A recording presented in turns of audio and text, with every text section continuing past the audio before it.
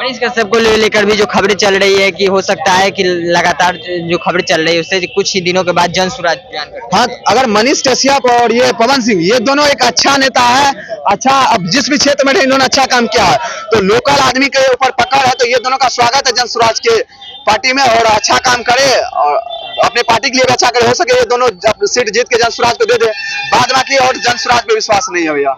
मनीष कश्यप को लेकर क्या सोच रहे हैं? मनीष कश्यप को भी खबरें चल रही है कि वो भी जन स्वराज में, इससे पहले बीजेपी में थे, बीजेपी से इस्तीफा देते हैं, आप कह रहे हैं जन स्वराज में कहीं उनका कोई मतलब एक विचार होना चाहिए ना, न कभी वो स्टूडेंट के सपोर्ट में रहे, न कभी कुछ होता है। जब उनका कुछ ठोकर लगता है ना, तब कहता हाय दैया अब मेरा ऐसा हो गया, अब विरोध करते हैं। जब 1 साल या 11 मंथ लगभग मोदी जी के साथ रहे तो उस वक्त मोदी जी को क्या बोले थे कि जो मोदी का विरोध करेगा वो देशद्रोही है, जो भाजपा को वोट नहीं दे रहा वो देशद्रोही है। तो अब खुद वो नहीं देंगे भाजपा को वोट, वो ने खुद नहीं देंगे, जन स्वराज के साथ जुड़ेंगे। या अभी कह रहे हैं कि मोदी जी के रैली में नहीं जाओ, ये नहीं करो, वो नहीं करो, तो खुद में मनीष कश्यप भी देशद्रोही हो सकते हैं।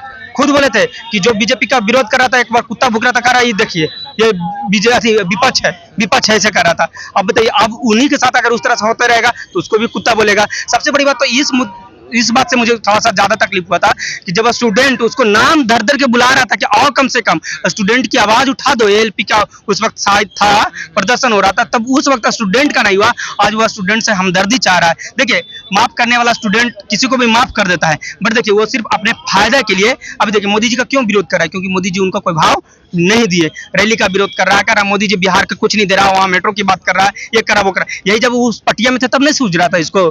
क्या लगता है कि नई जन स्वराज नई पार्टी है, उनके आने से क्या लगता है कि इन दोनों युवा चेहरा अगर आएंगे उनकी पार्टी में तो क्या लगता है? देखिए, जन स्वराज अभी 5 साल और संघर्ष करेंगे तब कुछ भविष्य दिख सकता है। ऐसे अभी शायद भविष्य कुछ वैसा नहीं दिख रहा। सर्वे में भी देख रहे हैं तो 1-2 सीट 5 सीट दिखा रहा है, मुश्किल से 5 सीट आएगा, वो अलग बात है।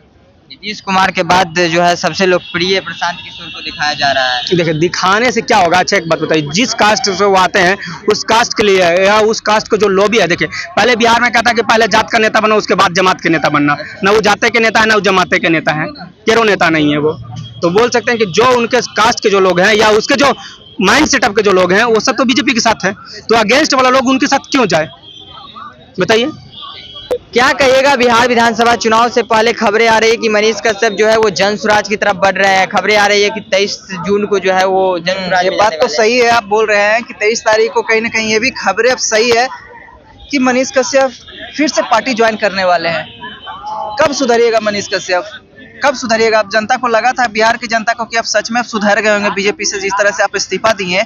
लगा था लोगों को कि सच में आप सुधार के आप पहले वाले राहों पे चलिएगा और जनता के हित में बात कीजिएगा और जनता के विकास के बात कीजिएगा, लेकिन फिर आप वही रास्ते पे चले गए, राजनीति के गलियारों में जा रहे हैं। राजनीति तो शुरू से करते हैं, निर्दलीय भी चुनाव लड़े थे, उसके बाद बीजेपी में। निर्दलीय लड़ना आप स्वतंत्र, आप भी लड़ सकते हैं, हम भी लड़ सकते हैं। निर्दलीय लड़ने में क्या दिक्कत है? पार्टी के चलने में तो गए आप उसके गुलाम हो गए ना जी, पार्टी के गुलाम हो गए। पार्टी बोलेगा नाचने तो नाचबे करिएगा ना, पार्टी बोलेगा गलत तो गलत है बोलिएगा, सही बोलिए। बीजेपी पार्टी अच्छी नहीं लगी तो उसको छोड़ के जन स्वराज में आ गए। नहीं, कैसे अच्छा लगा? उस टाइम मलाई खा रहे थे तो मलाई दिया खाने के लिए तो बहुत अच्छा लगा। आप मार खाएं, काहे मार खाएं बताइएगा। अगर आप गलत थे, माने कि वो बिल्कुल नहीं होना चाहिए, बिल्कुल गलत हुआ मनीष कश्यप के साथ जो भी हुआ, अगर वो चीज नहीं बोले तो आप जाके उसको केस कर देते ना वहाँ, जिन डॉक्टरों ने आपके साथ ऐसा किया। अब जाते एक बार बीजेपी ऑफिस दफ्तर चले जाते, आपको दफ्तर जाने से कोई रोक देता? वहाँ जाके मंत्रियों से थे, जो भी वहाँ के नेता थे, उनको बोलते ये बात कि हमारे साथ ऐसे हुआ है, इस चीज को लीजिए एक्शन, क्यों नहीं लीजिएगा? नहीं लेते, एकदम खुलेआम वहीं बीजेपी ऑफिस में जाके इस्तीफा देते तो क्या गलती था? किस प्रशांत किशोर की बात कर रहे हैं? जिस प्रशांत किशोर की वो बात कर रहे हैं, उस प्रशांत किशोर की ये बात कर रहे हैं जो दूसरों की दुकान लगाते थे, आज खुद की दुकान लगाने जा रहे हैं प्रशांत किशोर जी। बिहार बदलाव की बात कर रहे हैं, बिल्कुल अच्छी बात है। बोल रहे हैं कि बिहार में विकल्प के तौर पे हम आ चुके हैं, सही बात है, आप आ चुके हैं। पर जब आप सलाहकार थे नीतीश कुमार के, प्रधानमंत्री जी के, जो ये 15 लाख 2 करोड़ रोजगार वाला जुमलाबाजी प्रशांत किशोर ने ही दिया था, ठीक है, तो इनसे बड़ा भी तो जुमलाबाजी अभी कहा नहीं जा सकता। बात सही है कि नहीं? मोदी जी जब प्रधानमंत्री बनने वाले थे तो ये कौन लाया था योजना? यही थे सलाहकार ना। तो अब ये जो अब योजना बनाएंगे, कितना लोग इन पे भरोसा करेगा कि आप अपना पार्टी बनाकर अपना योजना बनाएंगे, अपना काम करेंगे? हो सकता है, बिल्कुल ना। अभी करनामा देख लीजिए, बोले थे बीपीएससी छात्रों का हम इंसाफ दिला के रहेंगे। कौन सा इंसाफ दिलवा दिए? बड़ा दिन अनशन पे भूखे प्यासे हमारा अनशन वो झूठा वाला कहिएगा जी, वहाँ भंडारा चल रहा था, हम ही को सिखा रहे हैं। भंडारा चल रहा है, वीडियो बनाए हम, जाके आप बोल रहे हैं जेल गए थे। जेल कहाँ गए? तो जबरदस्ती बुलवाए कि हमको अब नहीं लेके चलिएगा तो कब लेके चलिएगा। 3 दिन से 4 दिन से बैठे हुए हैं आमरण अनशन पे। और वही बॉर्डर कैनल से वो नहीं दिखा आपको कि बॉर्डर कैनल से पिटवाने का काम किया था, लाठी से पिटवाए थे जेपी गोलंबर पे। कुछ बोल देना, मतलब पुलिस को फोन किया कि आइए हमको गिरफ्तार कर लीजिए। जेपी गोलंबर पे वो लाठी नहीं चला था। तो लाठी भी चलवाए थे।